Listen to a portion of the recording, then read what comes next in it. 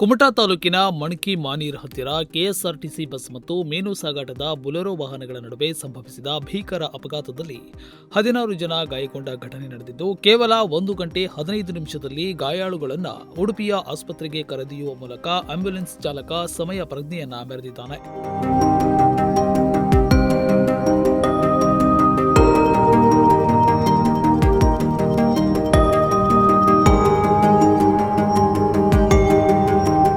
ಗೋಕರ್ಣದ ಕಡೆಯಿಂದ ಕುಮಟಾ ಕಡೆಗೆ ಬರುತ್ತಿದ್ದ ಕೆಎಸ್ಆರ್ಟಿಸಿ ಬಸ್ ಮತ್ತು ಕುಮಟಾ ಕಡೆಯಿಂದ ಅಂಕೋಲಾ ಕಡೆಗೆ ಹೋಗುತ್ತಿದ್ದ ಮೀನು ಸಾಗಾಟದ ಬೊಲೆರೋ ವಾಹನಗಳ ನಡುವೆ ಈ ಮುಖಾಮುಖಿ ಡಿಕ್ಕಿ ಸಂಭವಿಸಿದೆ.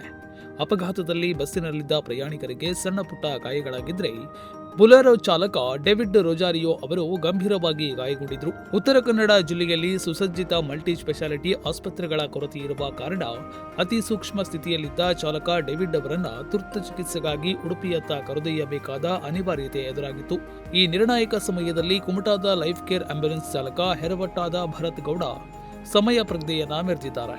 ಜೀವನ್ಮರಣದ ಹೋರಾಟದಲ್ಲಿದ್ದ ಚಾಲಕ ಡೇವಿಡ್ ಅವರನ್ನು ಹೊತ್ತ ಆಂಬ್ಯುಲೆನ್ಸ್ ಕುಮಟಾದಿಂದ ಹೊರಟು ಕೇವಲ 1.25 ಗಂಟೆಯಲ್ಲಿ ಉಡುಪಿಯ ಆದರ್ಶ ಆಸ್ಪತ್ರೆಯನ್ನ ತಲುಪುವ ಮೂಲಕ ಗಾಯಾಳುವಿನ ಜೀವ ಉಳಿಸಲು ನೆರವಾಗಿದ್ದಾರೆ. ಭರತ್ ಗೌಡ ಅವರ ಈ ಕಾರ್ಯಕ್ಕೆ ಸಾರ್ವಜನಿಕರು ಮೆಚ್ಚುಗೆಯನ್ನ ವ್ಯಕ್ತಪಡಿಸಿದ್ದಾರೆ.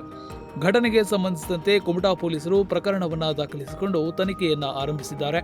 ಒಟ್ಟಿನಲ್ಲಿ ಆಂಬ್ಯುಲೆನ್ಸ್ ಚಾಲಕನ ಸಮಯ ಪ್ರಜ್ಞೆಯ ಚಾಲನೆಗೆ ಮೆಚ್ಚುಗೆ ವ್ಯಕ್ತವಾಗಿದೆ. Nudisiri news desk, Honnavar.